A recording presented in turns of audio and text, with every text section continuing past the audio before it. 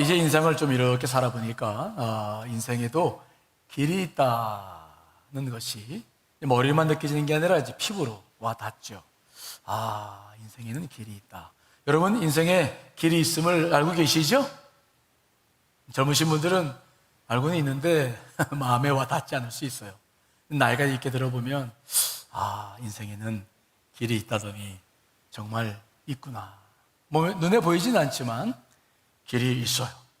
좋은 길을 선택하신 분들은 흡족하게 인생을 살아가고 있어요. 그런데 길을 잘못 선택하신 분들은 늘 불편한 마음으로 인생을 살 수가 있어요. 인생에는 길이 있죠. 우리가 잘 알고 있는 로버트 프로스트가 쓴 가지 않는 길이라는 식구 조금 읽어볼까요? 자, 봅니다. 노란색 숲 속으로 향하는 두 갈래의 길. 아쉽게도 내가 갈 수 있는 길은 하나. 먼 훗날 저 길 어디인가에서 한숨을 쉬며 말하는지도 모른다. 그 숲에는 두 갈래의 길이 있었고 나는 사람들이 가지 않은 길을 선택했다고. 그리고 나의 인생은 달라졌다고. 그렇죠. 인생의 길에 따라서 인생이 달라질 수 있죠. 여러분들은 지금까지 걸어온 인생길에 대해서 어떤 평가를 하고 계십니까? 흡족하십니까? 아니면 불만이 있으십니까? 우리가 사는 인생에도 길이 있는데 기도에도 길이 있어요. 기도에도 길이 있습니다. 이미 길을 발견하신 분들도 저희 교회에 많이 계십니다만은 기도에도 길이 있어요. 그래서 이 길을 발견한 사람들, 알고 있는 사람들은 기도하는 게 어렵지 않아요. 그리고 불편하지도 않아요. 기도하자 그러면 너무 좋고 기도하는 시간을 흥이 잘 냅니다. 그런데 이 기도의 길을 아직 발견하지 못하신 분들은 기도가 힘들어요. 예배를 드린 건 괜찮은데 작게 기도하는 건 괜찮은데 기도를 좀 하자 그러면 왠지 좀 마음이 불편해. 만일 그런 분들이 계시다고 한다면 오늘 설교를 한번 잘 듣고 기도의 길을 한번 찾아보세요.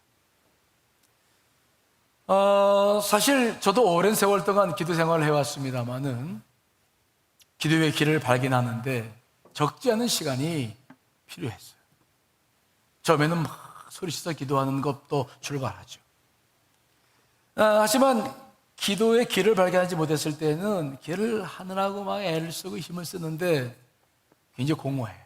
뭔가 막 쏟아부은 것 같은데 뒤돌아서면 공허하고 응답도 오지 않을 때도 많고. 그래서 이 기도의 길을 발견하는 것은 신앙생활하는 사람들에게 있어서 아주 중요합니다.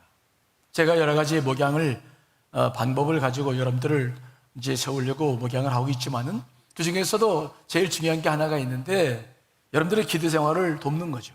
그래서 여러분들의 기도를 도와서 길을 발견하게 하고 여러분들을 기도의 사람으로 세워나가는 것이 제게는 굉장히 중요한 사역 가운데 하나예요.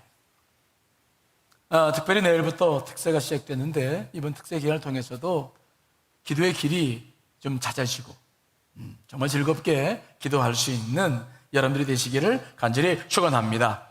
그래서 이번 주일부터는 여러분들의 기도를 좀 돕기 위해서 기도에도 길이 있다는 주제를 가지고 말씀을 좀 나누고자 합니다. 우리가 신구약 성경에서 기도의 길을 발견할 수 있는 말씀들이 여러 군데가 있는데 그 중에서도 제일 분명한 말씀이 오늘 요한복음 15장 7절에 기록되고 있다고 저는 생각해요. 한번 오늘 본문 말씀 여러분 한번 읽어볼까요? 시작. 너희가 내 안에 거하고 내 말이 너희 안에 거하면 무엇이든지 원하는 대로 구하라. 그리하면 이루리라. 자, 이 말씀은 예수님께서 직접 하셨어요. 무엇이든지 원하는 대로 구하라. 그러면 이루리라. 야, 정말 좋은 말씀이에요. 무엇이든지 구하면 들어주신다. 기도응답에 이보다 확실한 말씀은 없을 거예요. 정말 분명해요. 그런데 예수님은 그렇게 기도 응답을 하시면서 두 가지의 전제 조건을 우리들에게 제시하셨죠. 첫째는 무엇입니까? 너희가 내 안에 거하면. 자, 우리 말씀을 좀 보여주세요. 자, 너희가 내 안에 거하고, 이게 하나의 전제 조건이고, 두 번째는 뭡니까? 내 말이 너희 안에 거하면. 이게 두 가지예요. 너희가 내 안에 거하고 내 말이 너희 안에 거하면, 그러면 그 다음부터 뭘 하는 겁니까? 무엇이든지 원하는 대로 구하라. 그러면 내가 이루어주겠다. 여기에는 우리가 찾는 기도의 길이 분명히 제시되고 있어요. 이미 기도의 길을 발견하신 분들은 그 길대로 기도를 하시면 되겠고요. 아직 기도의 길을 발견하지 못하신 분들, 또 제가 오늘 드리는 이 기도가 필요하신 분들이 있을 거예요. 그런 분들은 오늘 말씀을 잘 듣고 한번 실천해 보세요. 여러분들의 안에 평생 정말 귀한 길제비가 되리라 생각합니다. 자, 먼저 오늘 우리가 발견한 기도의 길에는 첫 번째 우리가 해야 할 것이 있는데, 너희가 내 안에 거하고 거하라.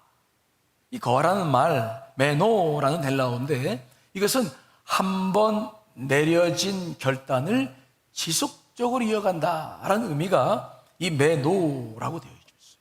특별히 오늘 요한복음 15장은 우리가 알고 있는 포도나무 비유를 가지고 말씀하고 있기 때문에, 거한다는 말의 의미는 하나의 그림 언어인데, 여러분들이 포도나무를 생각해 보면 이 거한다는 말의 의미가 무엇인지를 금방 알 수 있죠. 포도나무를 보면 포도나무에 뭐가 붙어 있어요? 가지와 줄기와 가지가 붙어 있죠. 그 상태, 즉 거한다는 말의 의미는 뭐냐? 내가 주님 안에서 주님 믿기로 결정했는데 그 주님과의 관계가 지속적으로 분명하게 되어져 있다. 그런 의미가 들어있어요. 그래서 우리가 기도를 응답받고 기도의 길을 발견하려면 먼저 내가 주님과의 관계가 분명한가를 살펴야 돼요. 우리가 이 부분 말씀을 세번역 성경으로 보면은 거기에 이 메노란 단어를 머무르다라고 바꿔서 번역을 했는데, 쉽게 말하면 내가 주님 안에 머물러 있는데 계속해서 머물러 있어야 된다. 머물렀다가 떠났다가 거했다가 사라졌다가 이런 것이 아니라 지속적으로 계속적인 관계가 되어지는 것, 이것이 기도 생활을 하는, 기도의 길을 발견하는 데 있어서 대단히 중요한 것입니다. 왜 그럴까요? 왜 우리가 주님 안에 꼭 붙어 있어야 됩니까? 왜 가지가 나무에 꼭 붙어 있어야 됩니까? 중요한 것은 가지는 스스로 할 수 있는 게 아무것도 없어. 우리가 할 수 있는 게 아무것도 없기 때문에, 가지는 스스로 열매를 맺을 수 없기 때문이죠. 자, 요한복음 15장 5절 6절 읽어보겠습니다. 시작. 나는 포도나무요 너희는 가지라. 그가 내 안에 내가 그 안에 거하면 사람이 열매를 많이 맺나니 나를 떠나서는 너희가 아무것도 할 수 없음이라. 사람이 내 안에 거하지 아니하면 가지처럼 밖에 버려져 마르나니 사람들이 그것을 모아다가 불에 던져 사르느니라. 아멘. 가지가 풍성한 열매를 맺는 것은 포도나무에 붙어 있기 때문이죠. 가지 혼자서는 아무것도 스스로 할 수 없어요. 만약 가지가 나무에 붙어 있지 않고 분리되면 밖에 버려져 말라지거나 사람들이 그것을 모아다가 불에 던져 사르고 맙니다. 그러므로 가지는 아무것도 스스로 할 게 없기 때문에 꼭 붙어 있어야 돼요. 뿌리로부터 오는, 나무로부터 오는 생명의 수액이 공급이 돼야 돼요. 우리가 기도할 때도 마찬가지죠. 나는 스스로 할 수 있는 게 아무것도 없어. 내가 정말 주님 안에 딱 붙어 있어야 거기서부터 모든 능력을 경험하게 되고 열매를 맺게 될 줄 믿습니다. 그러므로 기도의 길을 발견하겠다 하는 사람들은 여기서부터 출발해야 돼요. 주님 안에 머물러 있어야 되는데 뭐라고요? 지속적으로 어떠한 상황과 환경과 실망과 좌절이 찾아와도 분리되면 안 돼요. 코로나19 상황 속에서도 우리가 해야 할 일이 있는데 주님 안에 꼭 붙어 있어야 된다. 그래서 기도의 성인이라고 말하는 아빌라 테레사가 이런 기도문을 남겼어요. 한번 우리 읽어볼까요? 시작. 그 무엇에도 너 마음 설레지 마라. 그 무엇도 너 무서워하지 마라. 모든 것은 다 지나가고 주님만이 가시지 않나니 인내함이 모두를 얻으리라.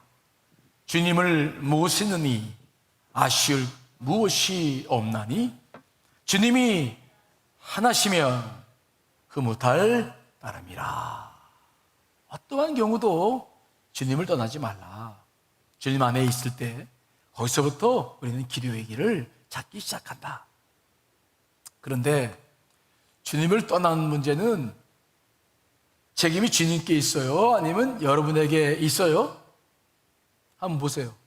여러분들이 주님을 떠난다 라고 했을 때 그 책임은 주로 주님께 있을 때가 많습니까? 아니면 여러분에게 주로 그 책임이 있습니까? 확실해요? 나에게 있어요? 주님은 우리에게 생명을 주셨죠.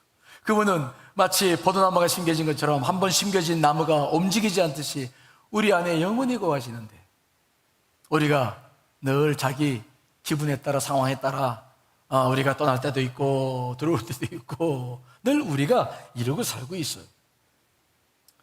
그렇기 때문에 정말 내가 주님 안에 거하고 있느냐 이 질문을 우리가 던질 필요가 있어요. 여러분들은 정말 주님 안에 머물러 있습니까? 있어요? 대답 좀 해봐요. 있어요? 제가 언젠가 예배 생활을 충실히 하지 못하는 권사님에게 오랜만에 전화를 드려서 아니 왜 요즘 이렇게 예배 생활을 안 하고 있느냐 그러고 이제 물어보았더니 그 권사님이 저한테 그래요. 목사님, 아니 뭐 목사님이 저한테까지 전화를 하십니까? 아니 제가 주님을 떠나겠습니까? 교회를 떠나겠습니까? 아유 믿으세요. 저는 언제나 제 마음이 주님 안에 있고 주님이 제 마음에 있고요. 아이고 염려하지 마세요.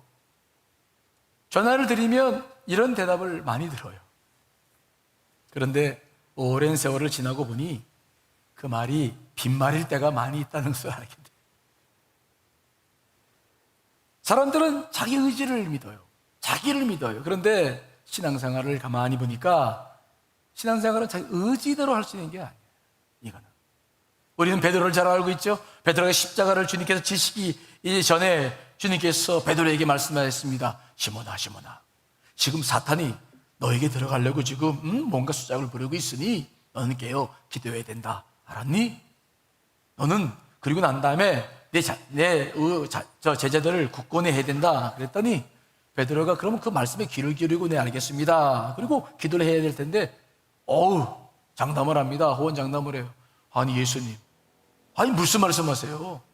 모든 사람이 여기 있는 제자들이 다 주님을 버려도요 저는 절대로 주님 버리지 않습니다. 저는 내가 주님과 함께 오게도 가고 죽는데도 내가 같이 가겠습니다. 염려하지 마세요. 그리고 막 자기를 내세우고 자기를 믿고 자기 의지를 내세웠는데 그 결국은 어떻게 됐는지 잘 아시죠? 예수님께서 체포되셨을 때 예수님 앞에서 그 모닥불 앞에서 그 보는 앞에서 큰 3번씩이나 주님을 부인하고 저주했던 일들을 우리가 보고 있어요. 우리가 주님 안에 거한다는 것은 우리의 마음이나 결단만 가지고는 부족해요. 우리는 언제든지 어떤 상황이 벌어지면 위급한 상황이 벌어지면 우리는 언제든지 믿음을 저버릴 수 있는 가능성이 있는 아시죠? 가능성이 있는 내 존재를 인정하셔야 돼요. 여러분은 스스로를 과신하지 마세요. 그 과신하는 것 때문에 영적 위기가 찾아와요. 그렇다면 우리가 주님 안에 거하기 위해서 우리가 해야 할 일은 무엇입니까? 주님은 뭐라고 말씀하십니까? 주님은 우리가 이러한 연약함을 잘 가지고 있다는 것을 알기 때문에 우리가 주님 안에 거할 수 있는 구체적인 방법을 그 다음에 제시하는 거죠. 그 말씀이 무엇입니까? 자, 우리 15장 7절. 자, 다시 한번 외운다는 마음을 가지고 천천히 읽어주세요. 시작. 너희가 내 안에 거하고 내 말이 너희 안에 거하면 무엇이든지 원하는 대로 구하라. 그리하면 이루리라. 주님께서 두 번째 기도의 길을 말씀하시는데 내 말이 너희 안에 거하면, 이것이 두 번째 기도 응답의 조건입니다. 우리는 주님 안에 늘 있는 것 같아요. 하지만 우리의 경험으로 보면 신뢰하기가 어려워요. 조금만 상황이 좋지 않으면 벌써 주님을 떠나고 딴짓하고 있고 죄 속에 있는 것을 보죠.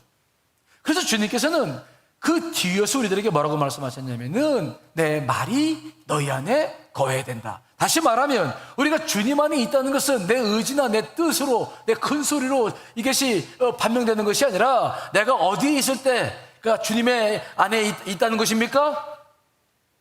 그분의 말씀이 내 안에, 내가 그분의 말씀 속에 있을 때 내가 그분 안에 있다고 우리들에게 분명히 말씀하고 있는 거죠. 쉽게 말하면 내가 주님을 말씀을 읽지 않으면, 주님 말씀 속에 거하지 않으면 나는 있는 것 같은데 신뢰하기 어렵다. 상황만 있으면 상황 따라 얼마든지 주님을 떠날 수 있는 사람이다. 생각해 보십시오. 우리 주님은 2000년 전에 이미 십자가를 지시고 부활승천하셨는데, 그리고 지금은 하나님 보좌 우편에 앉으셔서 우리를 위해서 중보기도 하고 계시는데 어떻게 우리가 그분 안에 거한다는 거예요? 그래서 주님께서 구체적으로 우리에게 무엇을 주셨냐면은 하나님의 말씀을 허락해 주신 줄 믿습니다. 이 말씀은 성령의 감동으로 기록된 책이기에 여기에는 하나님과 성령과 예수 그리스도의 그 모든 역사가 이미 살아 역사하게끔 기록되어져 있죠. 그러므로 우리가 확실하게 주님 안에 거하는 방법, 거한다라고 말할 수 있는 것은 말씀 안에 있는 거예요. 내가 말씀 안에 없다면, 말씀을 읽고 읽지 않다면, 말씀을 늘 함께하지 않는다고 한다면 우리는 주님 안에 있다고 확신하기는 어렵다.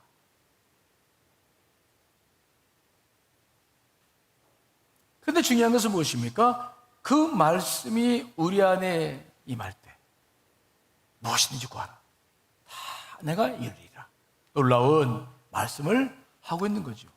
여기에 우리가 발견하는 기도의 길이 있음을 오늘 봅니다.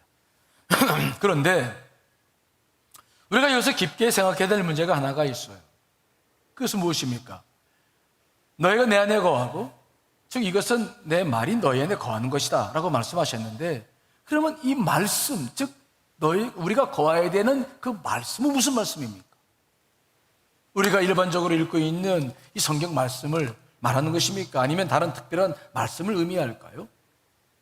우리가 이 요한복음 15장 7절에서 말하는 이 말씀, 내 말이 너희 안에 거하면이라는 이 말의 의미는 정확하게 원어적으로 말하면 이것은 무엇을 말하냐면은 레마의 말씀을 말해요. 우리가 성경을 말할 때 헬라어로는 두 가지로 이야기하는데, 하나는 로고스예요. 로고스라고 했을 때는 우리가 일반적으로 알고 있는 성경책 이 말씀, 기록된 말씀, 이미 기록되어져 있어. 우리는 이것을 로고스라고 말해요. 이해되시나요? 여러분 로고스 갖고 계시죠? 그런데 오늘 이 15장 7절에서 말씀하시는 로고스를 의미하는 것은 레마의 말씀이죠. 레마는 무엇입니까? 이 기록된 말씀이 다시 내 안에 선포돼서 내 안에서 말씀이 물러퍼지는 것, 영에서 내 말씀이 다시 선포되는 것을 우리는 레마라고 말을 하죠. 다시 말하면 이 성경책은, 이 로고스는 객관적이고 일반적인 말씀인데, 그런데 내가 어떤 특별한 상황 속에서 어떤 문제가 생겼을 때에 내가 읽었던 이 로고스의 말씀이 내 안에서 갑자기 이것이 어떤 다시 말씀이 선포되어지고 이것이 내 안에 각인될 때가 있다.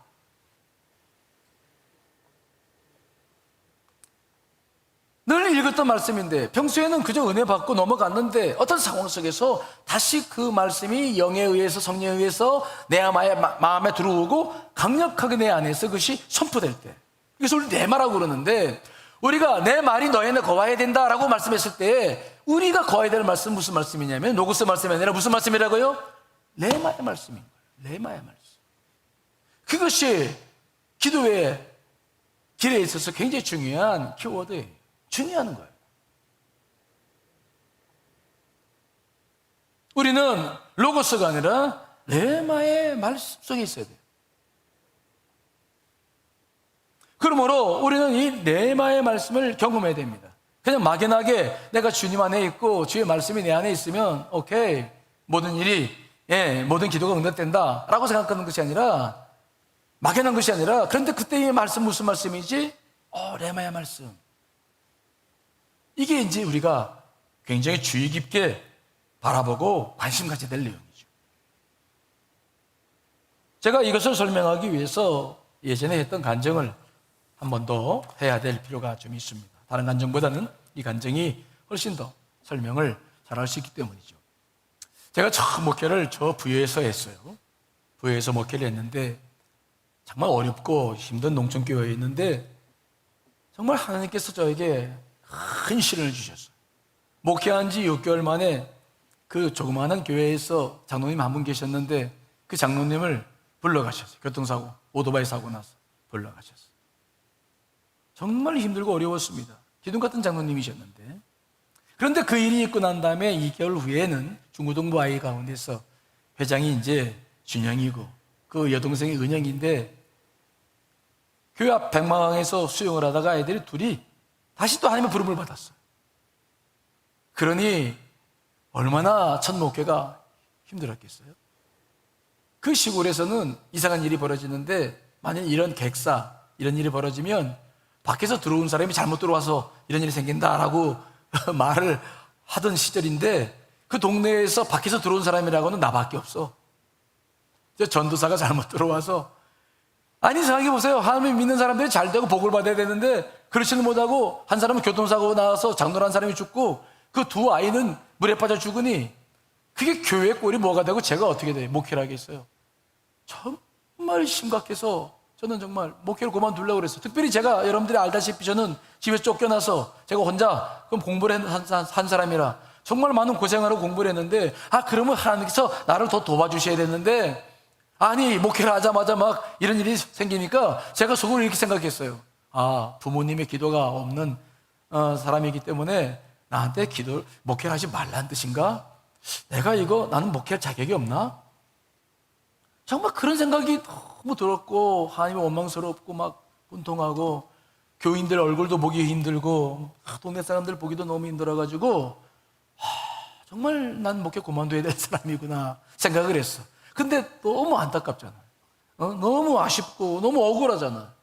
주의종이 되겠다고 집에서까지 막 나와가지고 내가 이 길을 걸어왔는데, 아니 목회를 그만두면은 이거 너무 억울하잖아요. 그래가지고 안 되겠다 싶어가지고 내가 오늘 밤 기도나 하고 그만두자. 그리고 성경책 하나 딱 가지고 교회 강대상 의자에 앉아서 이제 기도하기 시작했어.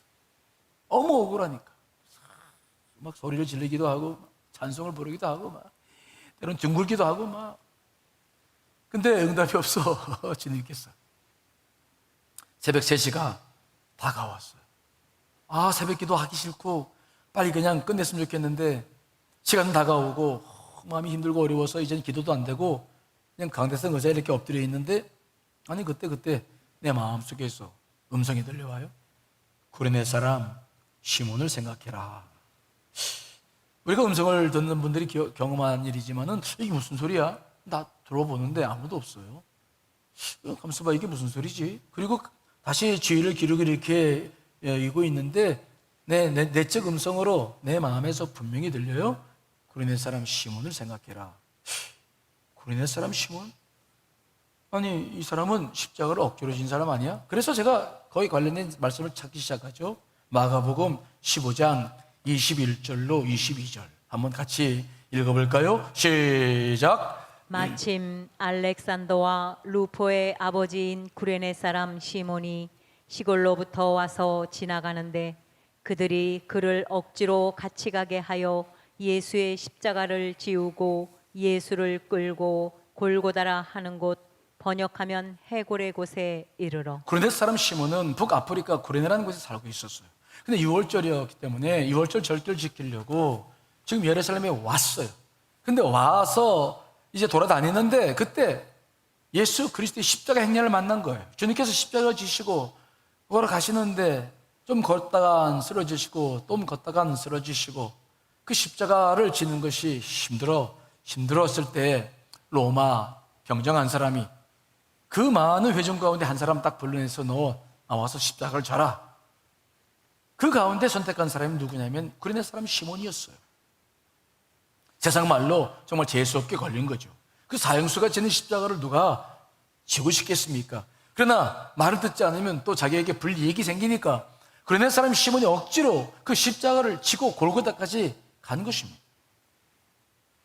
근데 제가 생각했죠. 아니 그런데 그러면 이 말씀이 내가 왜 이 말씀을 내게 주셨나? 이 말씀이 도대체 내 문제와 무슨 관계가 있단 말인가? 그리고 이 말씀을 잠시 묵상했는데, 그리고 성경 보니까 그때 제가 가지고 있던 성경 가운데 관주, 이 말씀 옆에 관주가 나와 있는, 관주라는 것은 무엇이냐면 연관된 성경 구절이 기록되고 있는 거죠. 관주, 로마서 16장 13절이 쓰여져 있어요. 그래서 제가 로마서 16장 13절을 찾아봤어요. 같이 한번 읽어보겠습니다. 시작. 주 안에서 택하심을 입은 루포와 그의 어머니에게 문안하라. 그의 어머니는 곧 내 어머니니라. 저는 이 말씀을 읽다가 깜짝 놀랐죠. 거기에 루포라는 이름이 나와요. 루포는 누구냐면 십자가를 억지로 진 구레네 사람 시몬의 두 아들 가운데 한 사람이 루포였어요. 지금 이 로마서는 사도 바울이 로마에 있는 교인들에게 로마서를 쓰면서 마지막에 안부를 묻는 것이 첨부되고 있는데, 바로 루포가 로마에 있었다는 것이죠. 그리고 뭐라고 말하냐면 루포가 그의 어머니에게 문안하라. 그의 어머니는 누구냐면 구레네 사람 시몬의 아내예요. 그런데 그에게 문안하라는 건, 그러면서 뭐라고 덧붙여 있냐면 바로 그의 어머니가 곧 내 어머니다. 사도 바울은 루포의 어머니 구레네 사람 시몬의 아내를 자기 어머니라 여겼다, 그런 말이죠. 이게 어떻게 된 겁니까? 여러분, 구레네 사람 시몬은 억지로 십자가를 졌지만 그것으로 끝나지 않았어요. 그 십자가를 지며 주님과 어떤 대화 속에서 그 십자가를 졌는지 모르겠지만 그 십자가를 진 사건 때문에 구레네 사람 시몬이 예수 그리스도를 영접하고 주의 제자가 된 줄 믿습니다. 부활 후에 어떻게 그를 만나셨는지 모르겠지만은 그 전체 가족이 예수 그리스도를 믿고 그의 아내도 예수 그리스도를 믿어 주의 제자가 되고, 그래서 사도 바울과 연결되어져서 사도 바울이 선교를 행할 때에 모든 걸 다 후원하면서 정말 사도 바울이 내 어머니라고 말할 만큼 이 구레네 사람 시몬의 아내가 그렇게 놀라운 일을 했다는 것이 성경에 기록되고 있는 것이죠. 그의 두 아들 루포와 알렉산더는 기록에 의하면 초대교회 교부가 되었고 그들 둘 다 순교했죠. 그러면 이 말씀이 도대체 어떻게 되는 겁니까? 저한테 무슨 메시지를 주는 겁니까? 저는 그 말씀을 붙잡고 기도했어요. 아, 그러니까 그런 말씀인 거예요. 너도 구레네 사람 시몬처럼 십자가를 억지로도 져라. 구레네 사람 시몬이 십자가로 정말 지고 싶어서 졌느냐? 정말 싫었지만은 질 수밖에 없는 상황이었기 때문에 억지로 지지 않았느냐? 그러니 너도 지금 이 십자가를 내게 주신 사명을 그저 팽개치려고 하지 말고 힘들고 어려워도 지어나가라 라고 내게 말씀하시는 것이었어요. 저는 그 말씀을 붙잡고 기도하기 시작했어요. 그 말씀이 바로 내게 주신 레마의 말씀이셨어요. 내 안에서 그 기록된 말씀이 다시 울려 퍼지고 선포되고, 그때 나는 놀라운 능력을 경험하고 확신을 가지고 희망을 가지고 다시 한번 눈에 눈물을 씻고 새벽자단을 쌓으면서 거기에서 2년 6개월 목회를 더해서, 그 농촌교회 어려운 목회였지만은 그 부흥의 역사를 경험했던 일들을 제가 경험했어요. 저는 그때 하면 말씀이 이게 로고스와 레마라는 것이 이런 거구나라는 것을 처음 경험했어요. 아, 이런 거구나. 내가 평소에 있던 성경 말씀은 로고스였어. 그러나 이 말씀이 어느 날 레마의 말씀으로 내 안에 변해서 나에게 선포될 때 정말 그 말씀은 나를 변화시키고 내 기도의 방향을 잡고 내가 정말 결단할 수 있는 그 능력의 말씀으로 내게 선포될 수 있는 거구나. 아, 이 말씀이 소중하구나.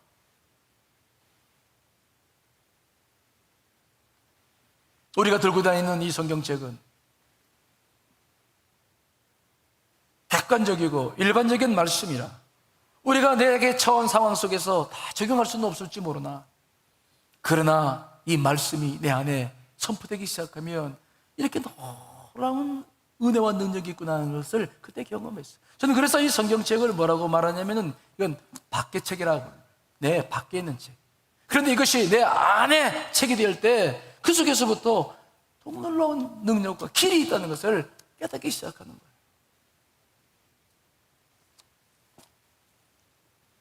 여러분, 로고스가 레마로 바뀌는, 밖의 말씀이 안의 말씀으로 바뀌는 이 과정과 기도는 굉장히 긴밀하게 연결되어 있어요. 오늘 주님께서 내 말이 너의 안에 거하면이라고 했었던 그 말씀은 바로 이 말씀이에요. 저 객관적인 말씀이 아니라 그냥 말씀이 있는 것을 끝나는 것이 아니라 이 말씀이 내 안에서 숙성되고 묵상되어졌을 때에 이것이 레마로 바뀌어져서 내 안에서 울려 퍼지는 그 말씀 속에 있을 때 여러분들에게 모든 기도가 응답되는 놀라운 은혜를 경험하게 될 줄 믿습니다. 물론 로고스가 레마로 바뀐다고 해서 로고스 자체가 변하는 것은 아무것도 없어. 동일한 말씀이에요. 그러나 로고스가 내가 전 상황 속에 관계될 때, 성령의 역사가 그것이 레마로 바뀌어질 때 그 말씀은 놀라웠게 정말 내가 기도하지 않고는 안 되는 말씀, 내 자신이 결단하고 기도할 방향과 목표가 무엇인지를 분명히 깨닫는 그 은혜, 그것을 경험하게 되는 거예요. 이렇게 로고스가 레마로 내 안에서 바뀔 때 제가 경험해 보니까 우리는 입을 닫고 있을 수가 없어요. 입을 그냥 다문 채로 그냥 가만히 있을 수가 없어. 내 속에서 성령께서 내 그 말씀으로 내 혀를 밀어내서 정말 무언가를 말하게 하는데, 그때 토해내는 기도는 내 생각과 의견과 사상과 느낌과 내 생각이 아니에요. 정말 주님께서 나와 함께 하시고 싶은 기도, 내가 꼭 필요한 기도, 로마서 8장 28절의 말씀처럼 내가 주의 말씀대로 기도하지 못할 때 내 안에서 탄식하시던 그 성령의 역사가 내 안에서 울려 퍼지는 그 놀라운 영적인 기도가 바로 그때 경험되는 것입니다. 그것이 바로 영의 기도죠.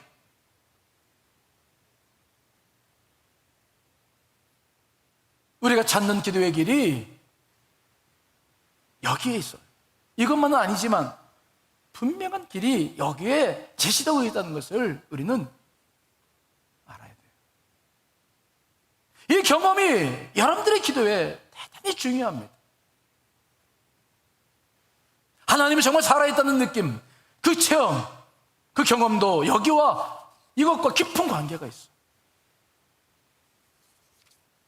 이런 기도의 원리는 저만 경험한 것이 아니라 성경에 나와 있는 기도의 사람들이 여러 번 경험을 했는데, 특별히 시편 119편 저자도 동일한 경험을 했다고 기록하고 있어요. 자, 시편 119편 147절로 151절 한번 읽어보겠습니다. 시작. 내가 날이 밝기 전에 부르짖으며 주의 말씀을 바라싸우며 주의 말씀을 조용히 읊조리려고 내가 새벽녘에 눈을 떴나이다. 주의 인자하심을 따라 내 소리를 들으소서. 여호와여, 주의 규례들을 따라 나를 살리소서. 악을 따르는 자들이 가까이 왔사오니 그들은 주의 법에서 머니이다. 여호와여, 주께서 가까이 계시오니 주의 모든 계명들은 진리니이다. 아멘. 오늘 이 말씀 보시면 시편 119편 저자가 얼마나 다급한 상황에 있는지 몰라요. 150절에 보니까 악을 따르는 자들이 가까이 와 있어. 그건 정말 지금 죽을 지경이에요. 빨리 이 위기로부터 벗어나야 돼요. 그래서 그는 기도합니다. 그런데 그 기도를 할 때 어떻게 기도하느냐를 잘 보십시오. 147절을 다시 한번 읽어볼까요? 시작. 내가 날이 밝기 전에 부르짖으며 주의 말씀을 바랐다. 그는 자기가 고난 속에서 이 문제를 해결하기 전에, 그 문제를 해결해달라고 기도하기 전에 뭘 바랬다고 말씀하고 있는 것입니까? 주의 말씀을 바랬다. 이때의 말씀은 레마의 말씀이에요. 내가 어떻게 기도하면 좋겠습니까? 주의 말씀을 주십시오. 그래서 그가 하는 일이 148절 읽습니다. 시작. 주의 말씀을 조용히 읊조리려고 내가 새벽녘에 눈을 떴나이다. 그는 일어나서 기도하기 전에 주의 말씀을 읊조려, 이 읊조린다는 거, 조용히 읊조린다는 거, 묵상한다. 제가 이미 여러 차례 말씀드렸죠. 기독교 묵상은, 성경적 묵상은 머리로 하는 게 아닙니다. 입으로 하는 거예요. 눈으로 하는 게 아니에요. 말씀을 읊조릴 때 우리는 그 말씀 속으로 쏙 들어가요. 우리가 최근에 뭐 몇 년 전서부터 뭐 오래 전서부터 해왔던 생명의 말씀을 가지고 하는 그런 그 묵상들은 차후에 개발된 것들이죠. 물론 그것들도 하지만 정통적 묵상은 아니에요. 정말 성경적 묵상은 입으로 하는 거, 입으로 읊조리는 거, 말씀을 내게 주신 그 말씀들을, 내게 느낌이 와 있는 말씀들을 읽다가 있는 것들을 읊조리는 거, 이게 말씀 묵상인데, 오늘 시편 저자도 보니까 그 자기의 이기를 벗어나기 위해서 기도를 하는데 먼저 말씀을 바라면서 말씀을 뭐 하는 겁니까? 묵상하는 거예요. 읊조리는 거예요. 로고스가 내 안에서 레마로 되어가는 과정을 밟고 있는 거죠. 말씀을 묵상하는 거죠. 새벽에 눈을 떠서 그 일을 먼저 하는 거예요. 그랬더니 어떤 일이 벌어집니까? 149절 읽어보겠습니다. 시작. 주의 인자하심을 따라 내 소리를 들으소서. 여호와여, 주의 규례들을 따라 나를 살리소서. 그랬더니 그는 이제는 149절에 소리를 내서 기도하게 돼. 내 기도를 들어달라. 무슨 일입니까? 주의 인자하심을 따라. 인자하심은 주의 사랑을 말합니다.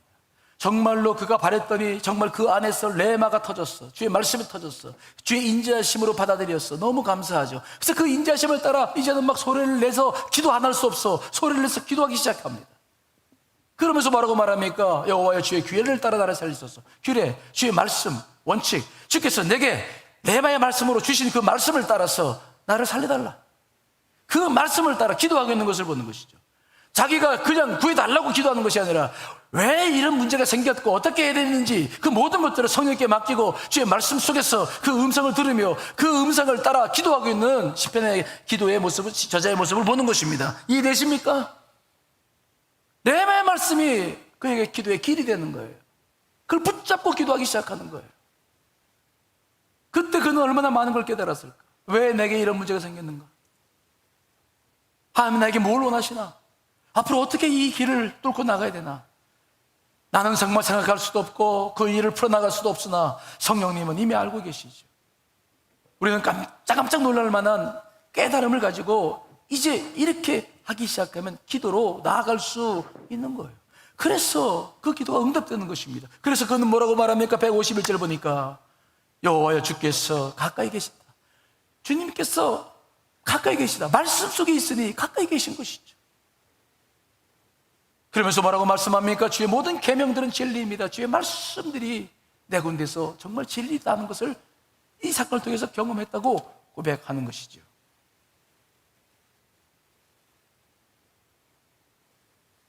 다시 정리해보면 우리는 내 필요를 따라 기도할 수 있어요. 이거 해결해야 돼, 저거 해야 돼, 이게. 그러나 그건 표면적 기도죠. 왜요? 그런 필요가 발생하게 된 동기도 있고 이유도 있고 원인도 있는데 그 부분에 대해서 우리가 깊이 묵상하지 못하고 그저 그 문제만 풀어달라고 한다면 주님께서 풀어주실 수 있죠. 그러나 그 문제가 풀어졌다고 내 인생의 문제가 풀어지는 겁니까? 또 다른 문제가 또 생기겠죠.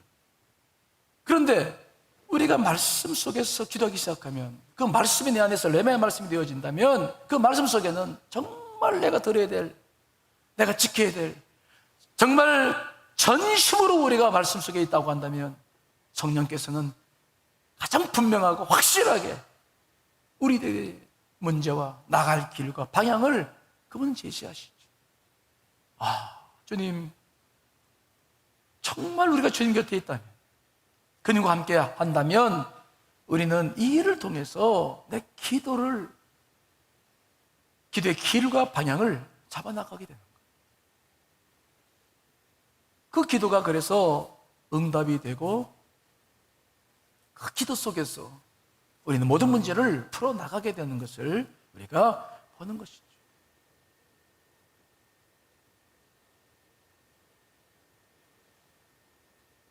그래서 우리가 이 기도의 길을 찾을 때 여러분들의 욕구와 필요한 것들을 구하지 말라는 거 아닙니다. 그러나 급하고 할 땐 다 구해야 되지만 그러나 근본적으로 여러분들이 기도할 것들은 정말 여러분의 삶 전체를 변화시켜 나갈 만한 그 기도, 힘들고 어려울 때 그 위기를 극복할 수 있는 기도는 정말 오늘 이 말씀에 이 길을 따라서 기도해 볼 필요가 있다. 밖의 말씀이 안의 말씀으로 변화되는 과정, 묵상의 과정이죠. 로고스가 레마로 바뀌시는 과정, 그것을 통해서 내 영이 기도하게 하는, 내 안에 계신 성령님과 내 영이 기도하는 그 영의 기도를 우리가 올릴 필요가 있다는 거예요. 특별히 요즘처럼 이 힘들고 어려운 이 상황 속에서 우리가 해야 할 일이 무엇이겠어요? 자, 오늘 우리는 기도의 길 하나를 여러분과 나눴습니다. 이것만이 기도다 그런 의미는 아니에요. 기도의 길은 여러 가지가 있는데, 그러나 오늘 굉장히 중요한 기도의 길을 저는 여러분과 나눴어요. 정리해보면 그런 겁니다. 먼저 우리는 주님 안에 거해야 된다. 이해되시나요? 거한다는 것이 마음만이 아니라 뭐와 직접적으로 뭘 하는 게 거하는 겁니까? 주의 말씀을 읽는 거예요. 말씀을 소중히 여기고 늘 읽는 거예요. 말씀을 읽지 않으면서 주 안에 거한다는 말은 거짓말이에요. 거짓말이라 죄송하지만은 신뢰하기 힘들어요. 왜? 그런 사람들은 상황에 따라 얼마든지 변할 수 있어요. 진정성이 없어요. 정말 말씀 속에 있느냐? 이게 중요해요. 두 번째, 그 말씀이 레마의 말씀이 되시기를 간절히 축원합니다. 말씀 묵상의 과정이 되라. 로고스가 정말 레마가 됐을 때는 강력합니다. 살아있는 주님을 경험한다는 의미는 여기에서 있어요. 자꾸 살아계신 하나님 하는데 뭐 죽었냐? 아니에요. 정말 영적으로 보면은 그 의미가 무엇인지를 우리는 깊이 알 수 있어요. 이런 과정을 밟아 나가면 우리는 기도의 길에 들어서요. 그런데 우리가 이러한 그 기도의 길에 대해서 설교를 들을 때 성경 읽어라 하는 것에 대해서는 뭐 큰 문제가 없죠. 여러분, 우리가 맥주 성경 읽기표 여러분 나눠드렸잖아요. 또 자기가 개인적으로 뭐 몇 장 읽는 거 그대로 읽어 나가면 돼. 읽는 건 문제가 되지 않아. 그런데 정말 중요한 것이 있는데요, 읽을 때에도 규칙적이고 정기적으로 읽어야 된다. 아셨나요? 그냥 읽어다 읽지 않았다 이러지 말고 규칙적으로 있어야 그게 주님 안에 붙어 있는 거예요. 이런 것들 여러분들 빨리 정해서 해야 돼요. 이번에 특별 새벽 기도를 하니까 이번에서부터는 한번 특세에 관련된 말씀을 한번 읽어보세요. 읽는 건 그러나 뭐 큰 문제가 되지 않아요. 근데 어려운 것은 말씀 묵상에 대한 것이다. 자꾸 말씀 묵상을 어렵게만 생각하는 분들이 있는데 어렵지 않아요. 말씀 묵상은 머리로 하면 어려워요. 말씀 전체를 이게 무슨 뜻일까 알아야 되고, 여기에서 핵심적인 것이 무엇일까 뽑아야 되고, 그걸 논리적으로 이성을 가지고 분별하고, 그렇게 말씀 묵상하니까 어려워요. 근데 말씀 묵상은 진짜 말씀 묵상은 성경에서 말씀하는 묵상은 그런 묵상이 아니라, 내게 어떤 말씀을 읽을 때 느낌이 주어지고 뭔가 좀 감동이 주어졌을 때 그 말씀이나 단어를 계속해서 뭐 하는 게 묵상이냐면, 입으로 뭐 하는 거라고요? 자꾸 읊조려 중얼거려. 오늘 말씀처럼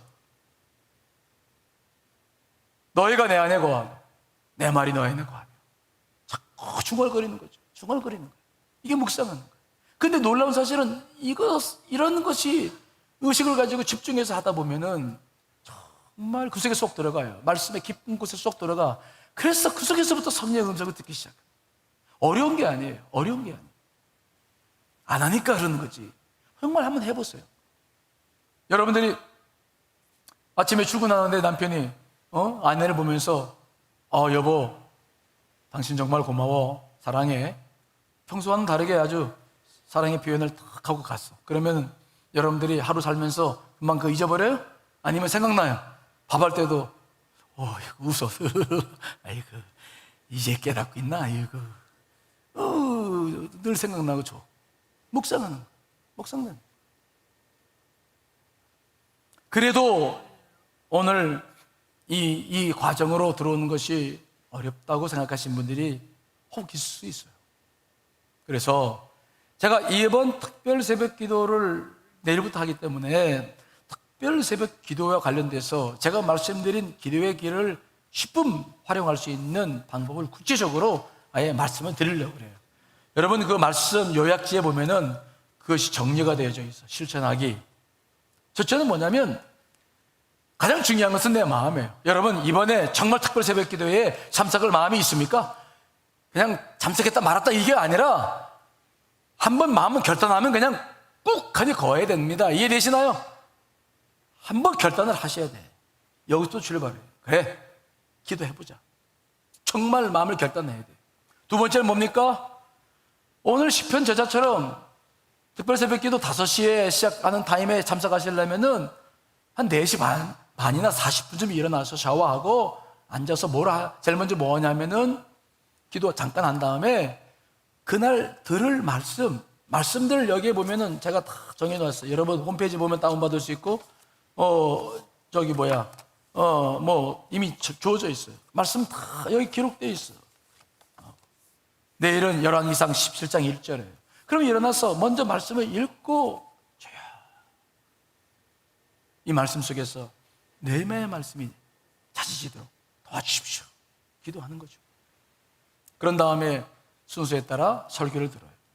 설교 들을 때 집중해서 듣고 정말 마음에 와 닿는 것들은 기록을 좀 해놓고요. 그 다음에 순서에 따라 기도를 할 때 내가 마음에 받았던 은혜의 말씀들을 다시 놓고 그것을 계속 입으로 읽어보고 읊조리는 거 이해되시나요? 그런 것들을 계속 기도하려고 하지 말고 참 하다 보면 그 속에서 정말 내가 깨닫는 것들이 있어요. 성령님께서 내게 주시는 말씀이 있어요. 그럼 그걸 붙잡고 기도하는 거예요. 그런데 이번에는 하루에 3번 기도하자. 여러분께 부탁드리고 싶은 것은 뭐냐면 한 번 기도하면 특별히 40대, 50대 넘어가신 분들은 잊어버려요. 금방 잊어버려요. 그래서 새벽에 기도하는 것들을 잊지 말고 점심 때 한 5분 정도 우리가 레마 없이 기도하다 하면은 기도가 길어지고 오래 해야 되지만 이 말씀에 딱 부딪혀서 기도하는 건 이미 주님께서 내게 주신 것이기 때문에 기도가 그렇게 길지 않아도 돼요. 한 5분 정도만 해도 충분히 기도할 수 있어요. 밤에도 돌아와서 같이 기도하고 이렇게 정말 이번에 이렇게 기도 생활을 같이 해보면 여러분들 안에도 이 말씀들이 이 설교 말씀들이 그냥 설교가 아니라 이게 내 안에서 이렇게 레마의 말씀이 될 수 있구나 하는 것을 경험할 겁니다. 특별히 이번에는 엘리야의 그 가뭄, 재앙 속에서 일어나는 일들입니다. 정말 우리가 들어야 될 말씀들이 그 속에 많이 있어요. 여러분, 그렇게 또 기도한 것들과 응답된 것들을 좀 정리해 놓고 기록하다 보면은 나중에 주님께도 영광이 될 수 있어요. 하나하나 어떤 일을 행할 때마다 그것이 여러분들에게 기회가 돼요. 스쳐 지나가면 아무것도 남는 게 없어요. 이번 특별 새벽 기도회는 여러분 기도의 길을 발견할 수 있게 되시기를 간절히 축원합니다. 그리고 그 길에서 기도함으로 모든 기도가 응답 누리는 축복이 함께 하실 줄 분명히 믿습니다.